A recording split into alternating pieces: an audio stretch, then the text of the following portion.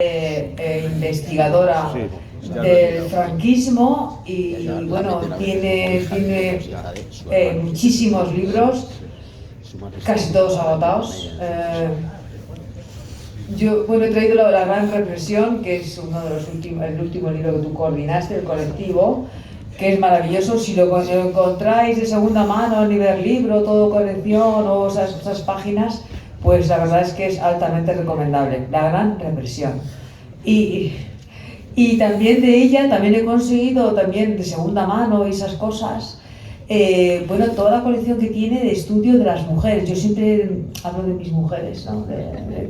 De las mujeres, ¿no? De la persecución especial y enconadamente cruel que tuvo el franquismo con la mujer, con la mujer. Entonces tiene grandes libros como Mujeres Caídas, en la que estudia, pues cómo fueron las cárceles franquistas y luego el trato que recibió la mujer. Eso que me dijeron a mí, ¿no?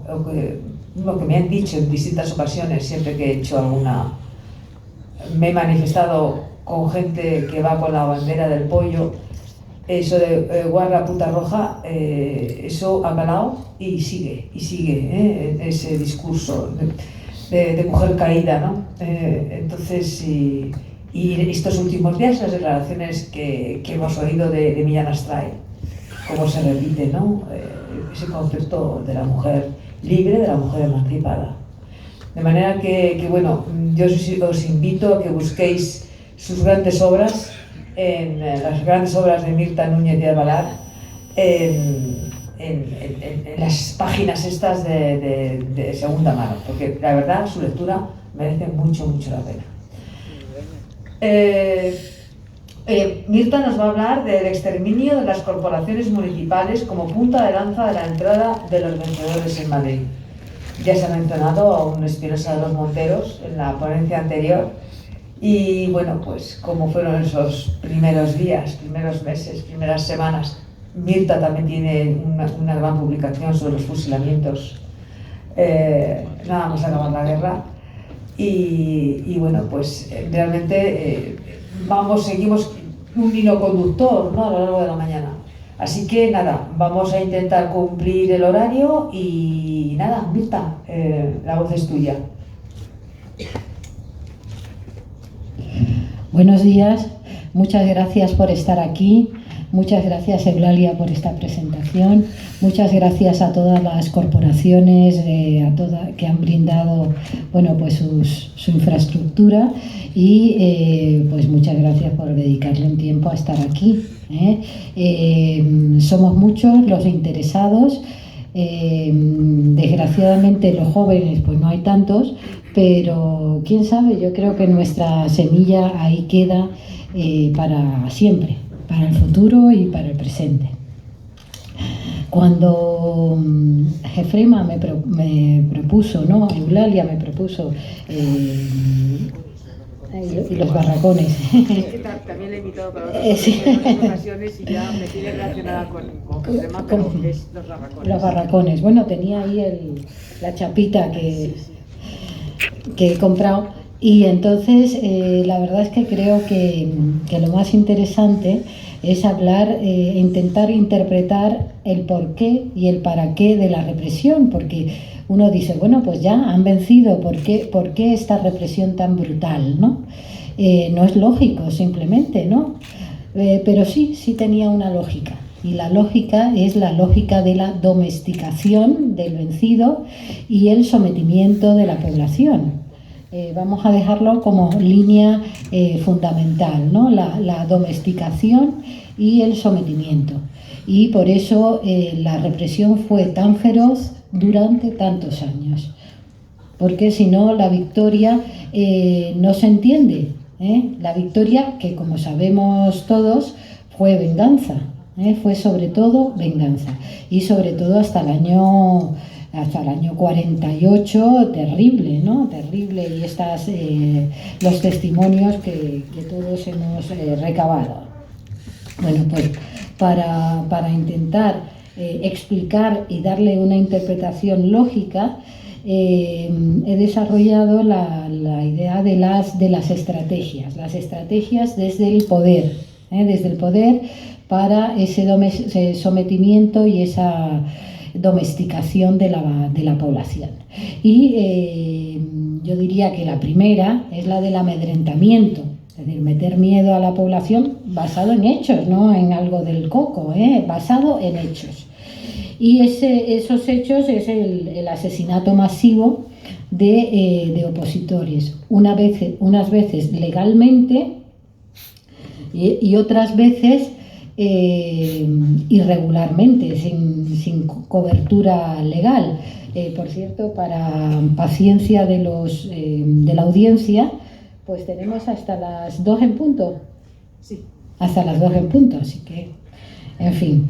Y suelo ser bastante puntual, ¿no? Y lo intentaré por lo menos. El amedrentamiento, imaginaros, bueno, pues todos esos asesinatos que conocemos, que se van conociendo a través de las exhumaciones en toda España, y sin misericordia, es decir, hombres, mujeres, gente muy joven, no importaba, el destino era el sometimiento y el amedrentamiento, con ley y sin ella. Lo vamos a ver que con ley pues se hace también. También uno dice, pero ¿cómo el asesinato con ley? Sí, el asesinato con ley. Violencia, por lo tanto, extrema, intensiva, como una marea que no tiene límites, y una población absolutamente amedrentada. Esto, claro, parte de una añagaza que utilizan los vencedores, que es quien no tenga las manos manchadas de sangre no tiene nada que temer. Con lo cual, muchísimas personas volvieron a sus pueblos de origen para ser masacrados. ¿Por qué? Yo no tengo nada que temer. Yo era un trabajador de un régimen legal y legítimo y por lo tanto yo no tengo que temer. Y entonces, bueno, se llenaron también los cementerios de aquellos que eran asesinados. Por otra parte, la misma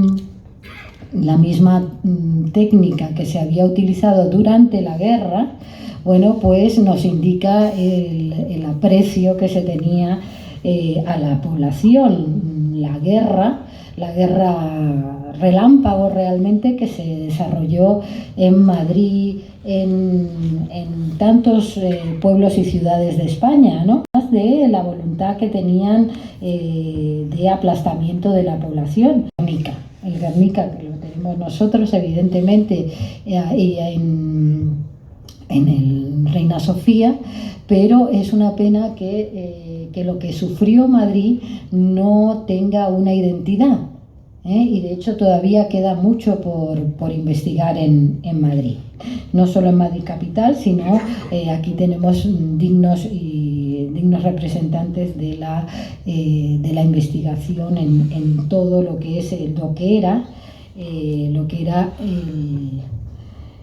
la provincia de Madrid, ¿no? Guernica, Madrid, Barcelona, son hitos, pero para la gran masa de la población no queda más allá de Guernica. Desgraciadamente, a ver si elegimos un símbolo de lo padecido en Madrid. Padecido en Madrid, que además, bueno, pues ¿qué cifras tiene? No hay cifras todavía definitivas, hay cifras, eso sí, aproximadas. Ya sabemos que, y es una técnica que, con perdón, muy frecuente en España, que es el intento de equiparación entre los dos adversarios. Y a mí la verdad es que me molesta bastante, porque no hay equiparación posible. Por un lado estaba el gobierno legal y legítimo y por otro estaban los golpistas. Luego no hay no hay tal equiparación posible, ¿no? El problema de la República es que la República se desmorona parcialmente con el golpe de Estado y la reconstrucción de la República, bueno, pues toma unos meses en los cuales, bueno, pues sí existieron asesinatos, pero yo lo suelo comentar como no fue la República, fue la falta de República. No fue la República lo denuncia públicamente y lo intenta controlar y finalmente lo va a controlar, finalmente, pero esos primeros meses terribles, pues justamente el golpe genera lo que dijo intentar evitar, que era el control de la población, era la mano de hierro, que supuestamente la República no tenía orden sobre la población. Eso fue lo que desató el golpe de Estado. Bueno, pues esta estrategia del amedrentamiento es muy eficaz, como sabemos, pues hasta hoy.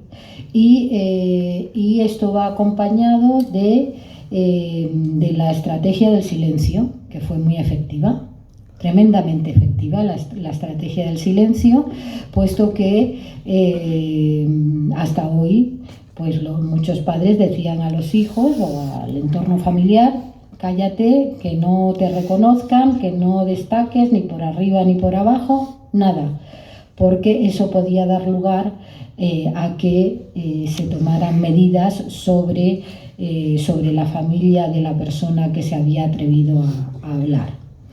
Bueno, pues está muy presente y una de las consecuencias de esa ley del silencio, como la de los criminales, la ley del silencio, pues fue que se rompía el nexo entre las familias. ¿Qué había ocurrido en la familia? ¿Qué había hecho el abuelo? ¿Dónde estaba la abuela?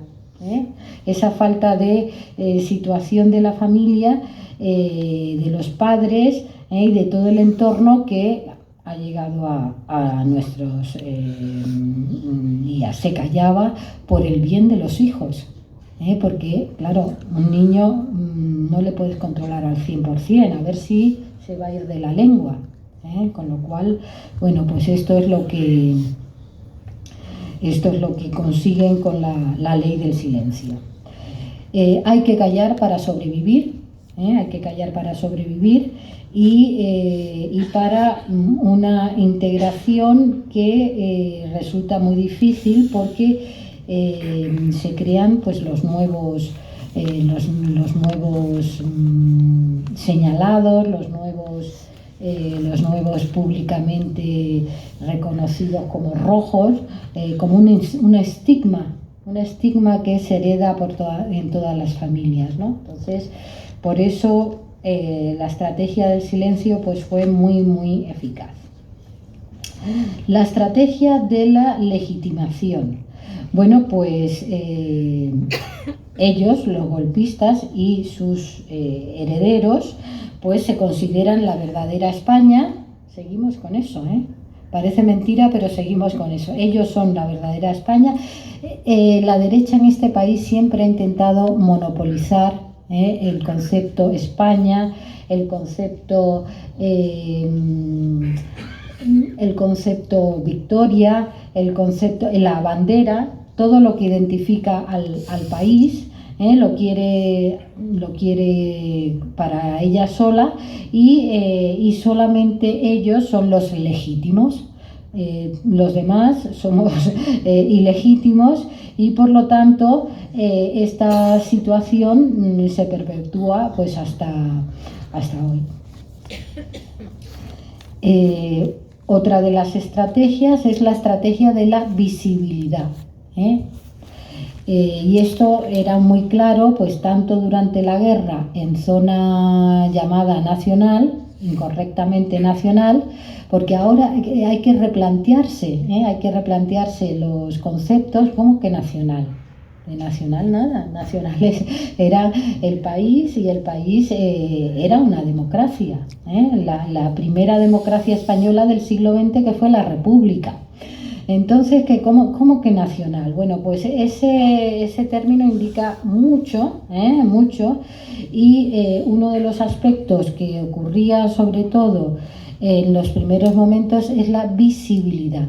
La población tenía que ver, que constatar la consecuencia de su ideología disoluta, de su ideología fuera del marco de la victoria, y por lo tanto una de las fórmulas que se utilizan, sobre todo hasta los años 42, 43, son las cuerdas de presos. Las cuerdas de presos que se veían en los traslados de las cárceles o hacia las cárceles, y esa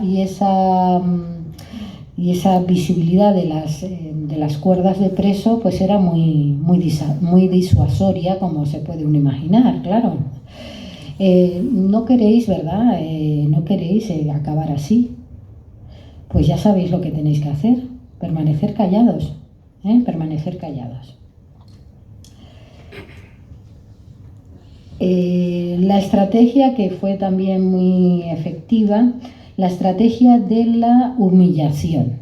La humillación. Los que no estaban con ellos, cualquier persona de baja ralea podía humillarla de palabra o de obra, podía humillarla, y por lo tanto, bueno, pues las rapadas, las conocidas rapadas, bueno, pues se conocen en toda España, y en esa España fundamentalmente rural, que España fue muy rural pues hasta los años 40, inclusive, y en esa España rural pues la posibilidad de que te señalaran, y te señalaran también en familia, tu madre, tu padre, toda tu familia fuera señalada, y por lo tanto avergonzada delante de tus hijos y delante de tus padres. Bueno, pues esto fue terrible. Ahora, gracias a la acción de las asociaciones, bueno, pues se conoce bastante más de las rapadas, que era una de las fórmulas para humillar y para denigrar. Humillar y denigrar, que formaban parte de esta estrategia por parte de los vencedores. Más aspectos importantes. Esa humillación y esa denigración también se llevaban adelante con respecto al concepto presos. Imaginaros, la gente ocultaba que tenía al padre de la familia, a alguien de la familia preso, y por lo tanto se decía que en España no había presos políticos. Hombre, ¿me estás tomando el pelo? No, es que además en los documentos oficiales se decía, no, en España hay presos. Nada más. En unas cantidades absolutamente avasalladoras de presos, pero se obviaba el término político. Y yo creo que eso es algo que pervive hasta nuestros días, el estigma de lo político. Y la gente dice, no, yo no me meto en política. Eso es muy heredero del franquismo, yo no me meto en política. No, pero yo le digo a mis alumnos, no, es que hay que meterse en política. ¿Tú eres ciudadano o eres vasallo? Si eres un ciudadano te tienes que meter en política, tendrás algo que decir, ¿no?, de lo que se está eligiendo. Luego, la política es muy importante, y la política es digna, digna, lo que son indignos son algunos, pero no la política en sí. Bueno, por lo tanto, se obvia el término delincuentes políticos, presos políticos, se dice que son delincuentes, y se les mezcla en esa amalgama que es la delincuencia común. y salvo épocas muy recientes, el delincuente común era lo más, en fin, lo más rechazado de la sociedad, y se le acompañaba con términos, dice, no son presos, son escoria. Son escoria, es decir, los apelativos a cuál peor. Esto que se había iniciado con la guerra, aunque hay un sustrato previo, se dice, por ejemplo, de la guerrilla, que como sabéis va a estar presente aproximadamente hasta 1948 en núcleos pequeños. Nosotros también tuvimos guerrilla. Es un tema poco conocido, se ha estudiado, hay estudiosos del tema, pero se decía que en España no había guerrilla, que lo que había eran bandoleros, otro término peyorativo, término bandolero. Otros aspectos, no hay presos, lo que hay son criminales. Imaginaros lo que cae sobre la persona cuando se dice de ella que es un criminal. Bueno, pues esa estrategia de criminalización de aquellos que no somos nosotros, pues lo que da lugar es a la ocultación, y al encapsulamiento de la oposición, de tal manera que aquellos que no estaban con el régimen pues se crean una especie de autodefensa para sobrevivir a esa señal que recibían, a esos apelativos que recibían, especialmente denigrantes por parte de la estructura del régimen. Y claro, lo que es tremendo en esa España rural donde la gente se conocía, pues el hecho de el señalamiento para toda la familia. Es muy triste y por lo tanto pues se lleva adelante durante décadas. Y esto también está detrás, sin duda, de la huida de miles de personas de las zonas rurales hacia las ciudades, donde tenían mejor defensa de toda la estrategia de la humillación, de toda la estrategia de ser denigrados, de ser señalados, de ser criminalizados.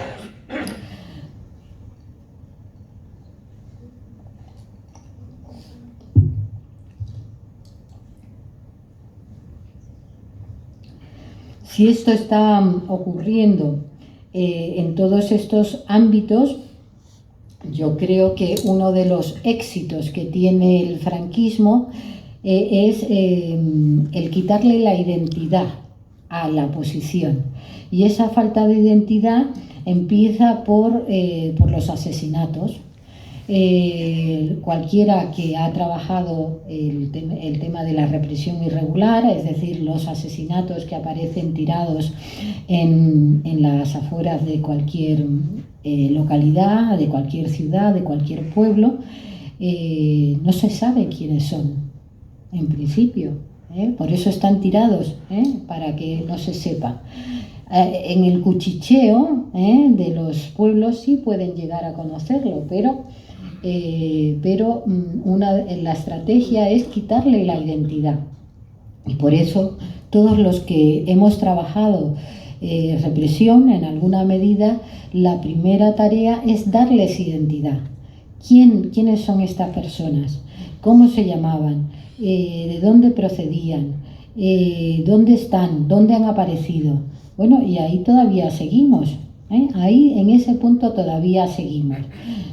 Ahora, con la nueva ley de memoria democrática, indudablemente yo creo que todo esto va a tener un gran impulso, pero todavía queda mucho por hacer, entre otras razones que muchas familias desaparecieron. Muchas familias desaparecieron. Y bueno, voy a terminar primero este punto, la falta de identidad. Bueno, yo me voy a remitir a un trabajo que hice hace muchos años con Antonio Rojas, que fue el de Madrid, los fusilamientos en el Madrid de la posguerra. Y recuerdo que cuando empezamos con ello nos decían, bueno, pues mirarlo en el libro, en el libro de registro de defunciones. Digo, anda, fíjate con lo fácil que era y qué poca gente había caído en el tema, ¿no? Pues no, es que no estaban allí, no estaban ahí. Como no los encontrábamos porque no había ninguna anotación, con lo cual no podía saber quién había muerto por un fusilamiento o quién había muerto pues de enfermedad, de vejez o de lo que fuera. Fuimos a preguntar al personal de allí del cementerio, en este caso el cementerio del Este, llamado Cementerio de la Almudena, y entonces, bueno, yo no tenía experiencia familiar en el tema y digo, bueno, vamos a ver, ¿cuál es el procedimiento para enterrar a una persona? Y uno diríamos, de los elementos burocráticos era una pequeña cuartilla que ponía nombre, apellidos, sexo y en qué momento pues había sido inhumado. Luego vendrán las exhumaciones. Bueno, pues ahí había un dato muy interesante que era la A de auditoría de guerra. Por orden de la auditoría de guerra, es decir, la legislación militar, esta persona fue fusilada y esta persona tiene que ser enterrada. Luego había un reconocimiento indirecto de la acción de la justicia, por llamarlo de alguna manera, de la justicia militar, que actúa sobre civiles y sobre militares leales, sobre hombres y mujeres, y este reconocimiento, bueno, pues venía de ese pequeño dato que era la auditoría de guerra.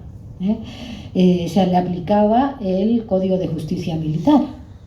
Y con esto, bueno, pues evidentemente hacer una referencia a los alcaldes. Los alcaldes, el alcalde de Colmenar, el alcalde de muchas localidades pequeñas del norte de Madrid, del sur de Madrid, de Getafe. Yo he estado hace unos días que estuve en Pinto, el alcalde de Pinto. Es decir, muchísimos y muchísimos alcaldes. ¿Y qué se pretendía con este ajusticiamiento, que no es la palabra más adecuada, de los alcaldes? Descabezar cualquier referente para el contrario. Se descabeza a los alcaldes, se descabeza a los concejales. Y uno de los pueblos donde se actuó de una manera terrible fue en Galapagar, un lugar también muy notable de la Sierra Norte. Al Galapagar se ejecuta al alcalde y a los concejales, y a muchos concejales, y es uno de los ejemplos de ese descabezamiento de la potencial oposición a los rebeldes. ¿Realmente hemos avanzado mucho? Bueno, sí, hemos avanzado mucho en el sentido de conocer la represión, conocer lo que hicieron, pero aún hoy tenemos mucho que hacer.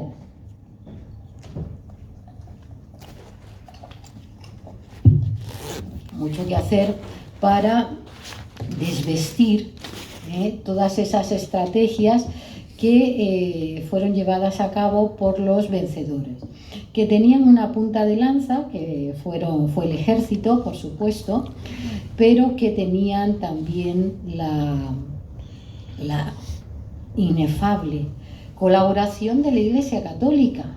La Iglesia Católica en toda esta tarea, hay que decir que existió una Iglesia republicana muy pequeña, la Iglesia republicana, pero que existió, pero mayoritariamente y de una manera muy tangible existió una iglesia que apoya el golpe militar, que apoya la conspiración para el golpe militar y la ejecución del golpe militar. Y eso está ahí, eso está ahí. Y eso es, vamos, eso no se puede ocultar, y creo que la Iglesia Católica debe no sé si sirve para algo las disculpas, pero debe un reconocimiento, por lo menos un reconocimiento de su acción. Madrid y toda la comunidad de Madrid está llena de establecimientos que fueron utilizados voluntariamente para encerrar a aquellos que no habían apoyado el golpe militar. Colegios, sin ir más lejos, el Colegio Calasancio, de Conde de Peñalver y del General Díaz Porlier, que fue prisión masculina, y de ahí salían para ser fusilados, y no hay ningún reconocimiento fuera. Sí hay un reconocimiento en Conde de Peñalver, que además fueron de esos reconocimientos de la transición, y con la modalidad transición. ¿Cuál es la modalidad transición? Aquí Miguel Hernández escribió Nanas de la Cebolla. Aquí Miguel Hernández se inspiró. Es un edificio neomudéjar, de ladrillo muy tradicional en Madrid, y se debió inspirar para escribir Nanas de la Cebolla. ¿Alguna referencia a la cárcel? En absoluto. Y eso que es un reconocimiento, que digamos, algo es algo, pero desgraciadamente es un buen indicio de lo que fue, por un lado, los pasos pequeños y muy valiosos de reconocimiento de la represión franquista, con toda la moderación del mundo. Oye, algo es algo, pero desgraciadamente pues parte también de esa ocultación que había habido. ¿Por qué escribió aquí Nanas de la Cebolla? Pero eso ocurre en Madrid, y ocurre, por ejemplo, que también estuve en la localidad de Dueñas, en Palencia, pueblo hermoso, y donde se ha trabajado mucho la represión. Ahí Miguel Hernández fue otro de los pueblos donde se utilizó un convento para introducir todos los presos, bueno, todos no, muchos presos, hacinarlos, que era otra de las fórmulas para someter a los presos, el hacinamiento, la suciedad, la enfermedad. Y con este último aspecto de la enfermedad, otra de las maneras para acabar lentamente con los presos. Y tenemos ahí el ejemplo de Miguel Hernández. Ya hemos visto 2 de las cárceles donde estuvo Miguel Hernández, y todavía le quedan más cárceles por donde pasar, porque esto no solo se hizo con Miguel Hernández, como sabemos, se llamó turismo carcelario, lo cual son 2 temas antitéticos, ¿no? El turismo no debe ser carcelario, pero indica claramente qué se hacía con los presos, para qué se les movía tanto. Era otra estrategia para que no formasen núcleos poderosos y enfrentarse a las autoridades. No, si yo te tengo aquí y luego te llevo a la otra punta.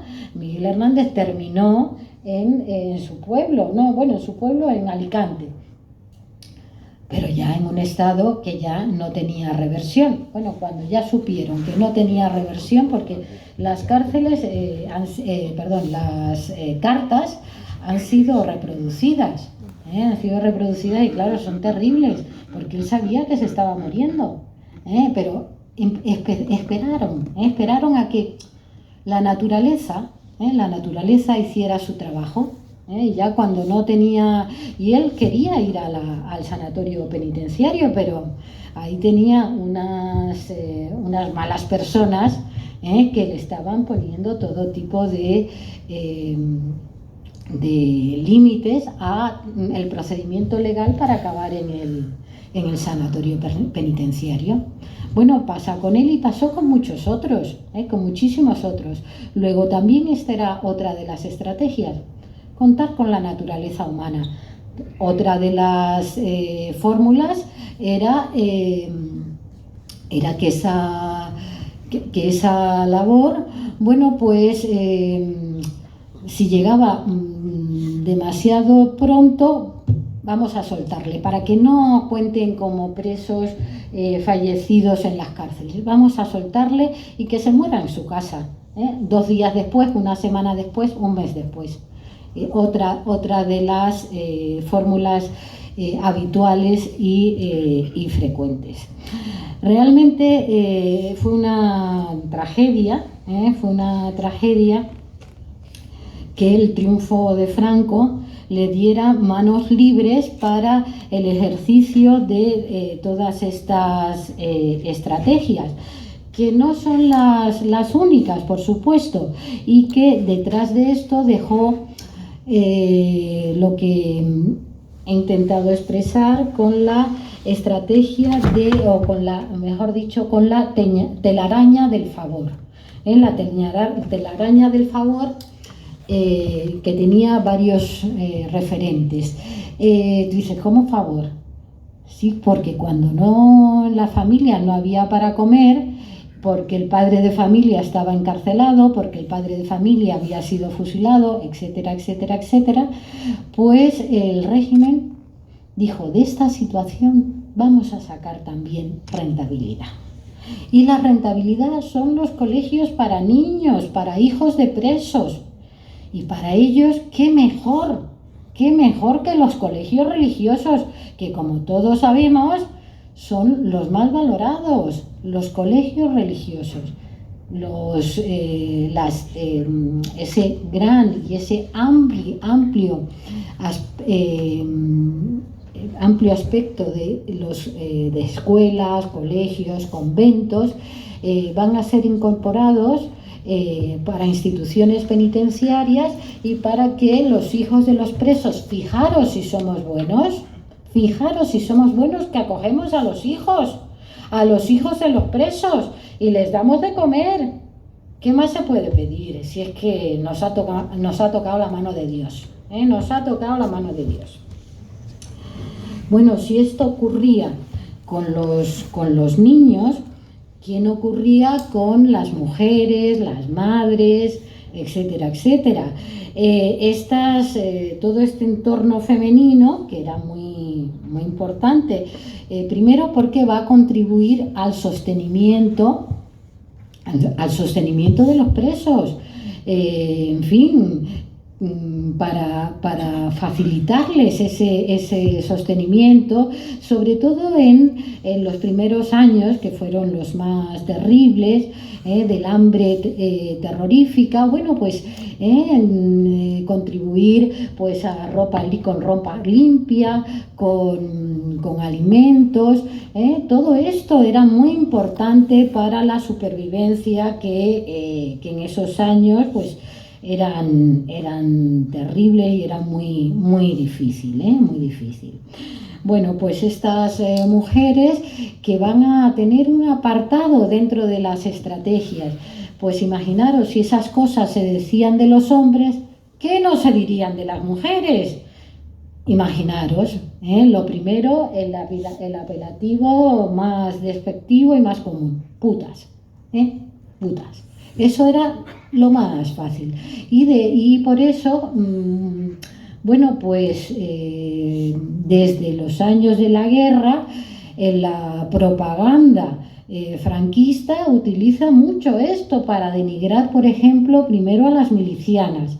Cuando ya no hubo milicianas, porque las milicianas van a ser retiradas, y con esto ya voy terminando, las milicianas van a ser retiradas de los frentes, pues entonces se va a utilizar para todo el entorno femenino de los republicanos, con lo cual van a ser tachadas de prostitutas, tachadas de todo el entorno del mundo marginal, como algo común solo para el republicanismo en su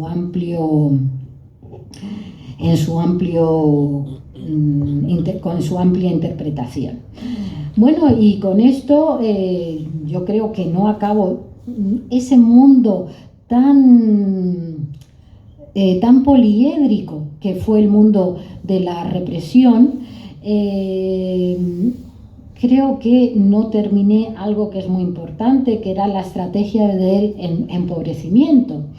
El empobrecimiento que, claro, ya sabéis, si son de Alpargata, claro, ellos son de Alpargata, todos los republicanos son de Alpargata, son pobres, y ser pobre era algo muy malo, ser pobre. Y por lo tanto le podemos mirar por encima del hombro, le podemos señalar, no me va a pasar nada, les puedo insultar, les puedo señalar, pero además todo eso lo voy a llevar por ley. Lo que en principio está en la palabra soez, vamos a decirlo, lo que en principio está en el mundo de la palabra se pasa a la ley. Primero, durante la guerra en zona rebelde, la comisión de incautaciones. Se incauta las propiedades. Luego, justamente antes de terminar la guerra, la ley de responsabilidades políticas, que hace ley la incautación de bienes en un amplio nexo, en un amplio entendimiento de todo lo que podía ser ejecutado, de todo lo que podía ser incautado de alguna manera. Y por lo tanto, pues no hay que pensar que es que se incautaba grandes propiedades. Algún republicano, pues ya seguro que ya os viene a la cabeza quién, Niceto Alcalá Zamora, pero vamos, hay pocos Nicetos, todo hay que decirlo. Niceto Alcalá Zamora, pocos republicanos que tienen unas propiedades notables. Todos los demás, bueno, clase media y clase trabajadora. ¿Qué se incautaba? Pues por ejemplo una máquina de coser, que tanto dio de comer las máquinas de coser, y sobre todo permite a la mujer, esa que tenía a un marido en la cárcel o a su padre en la cárcel y una situación económica terrible, pues sobrevivir de alguna manera. Bueno, pues se incautaban también máquinas de coser, lo cual dice, pero hay que ser miserable. Pues sí, se incautaban máquinas de coser, se incautaban aspectos menores para hacer daño a los republicanos. Y mucho más. Con ley y sin ley, porque, por ejemplo, también, y aquí hay muchos que nos hemos dedicado a recabar testimonios, bueno, pues gente que dice, no me dejaron ir a la escuela porque yo era la hija del rojo. Pero bueno, ¿y esto con qué ley? No había ley. No había ley, pero ¿cómo que no había ley? Como era la hija del rojo, tú no puedes estar en el colegio. Y por lo tanto, bueno, pues se quedaron semianalfabetos. Ella, su hermano, etcétera, etcétera. Bueno, encantada de estar aquí, de verdad, y de ver tantos amigos, de tantas personas conocidas. Y como siempre, estoy a vuestra disposición. Gracias.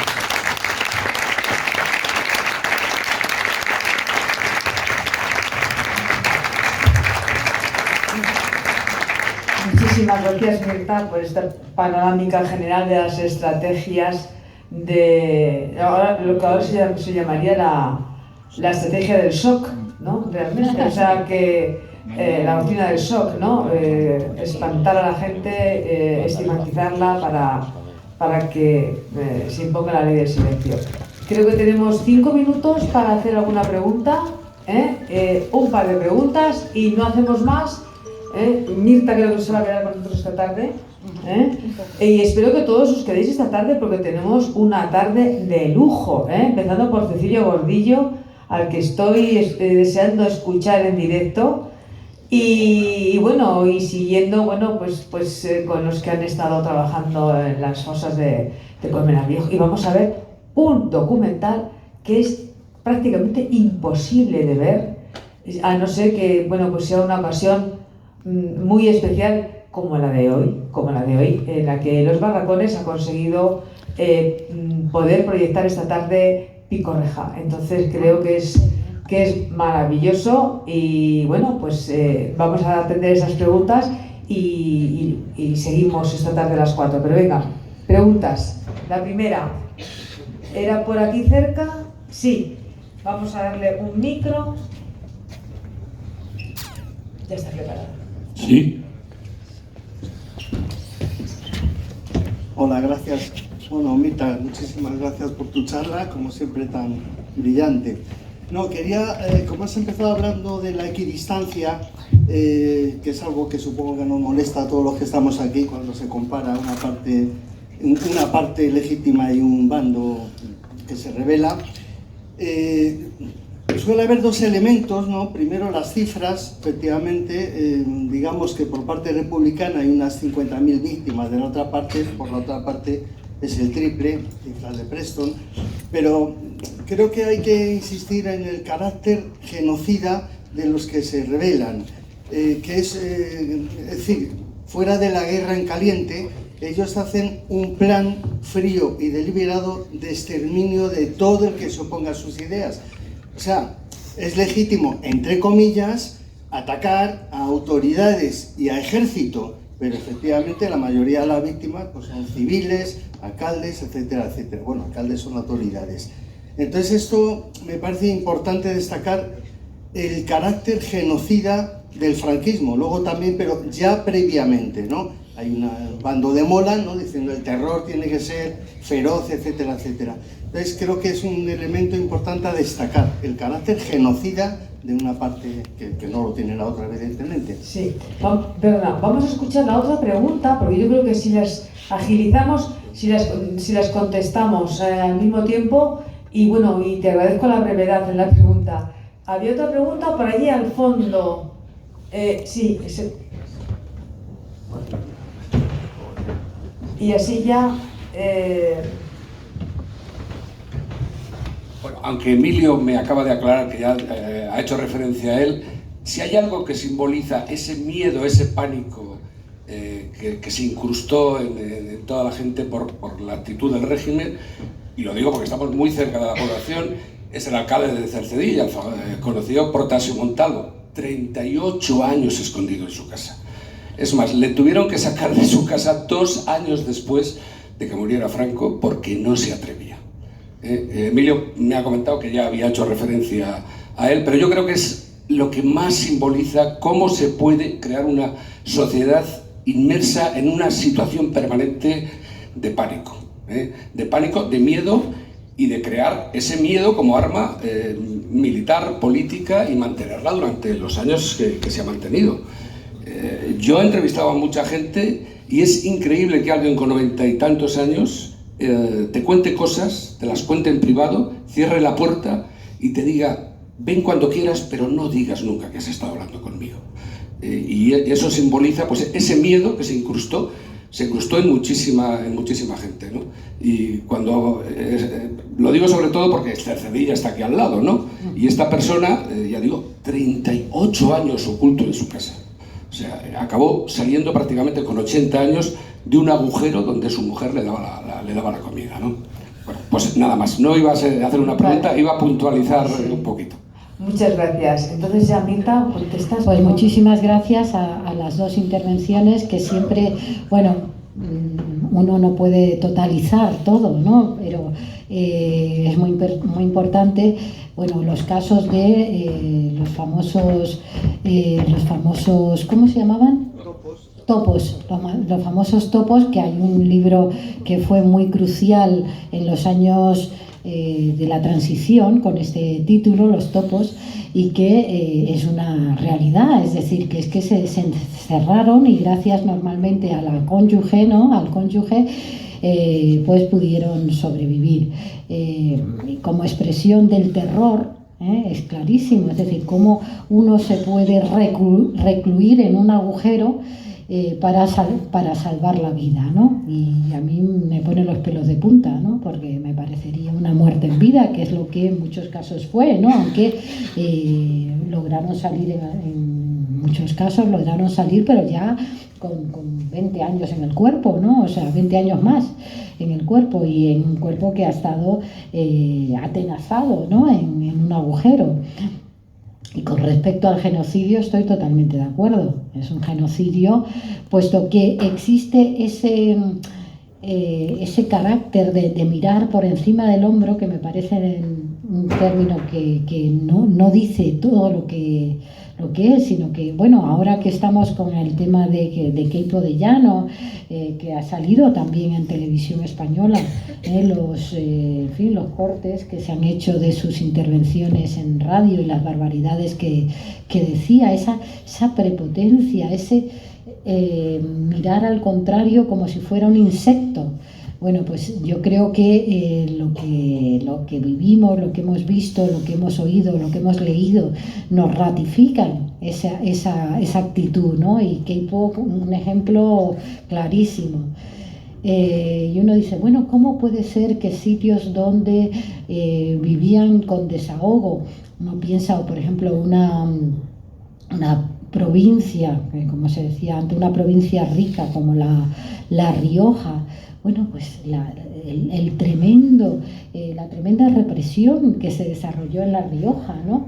Y tú dices, bueno, pero es una provincia rica, bueno, quizás por eso que lo que no querían es que la gente trabajadora viviese mejor, y por eso ahí esa gente de alpargata, ¿no? Ese mirar por encima del hombro que repugna hoy a la conciencia, y lo del genocidio yo lo creo clarísimamente, ¿no?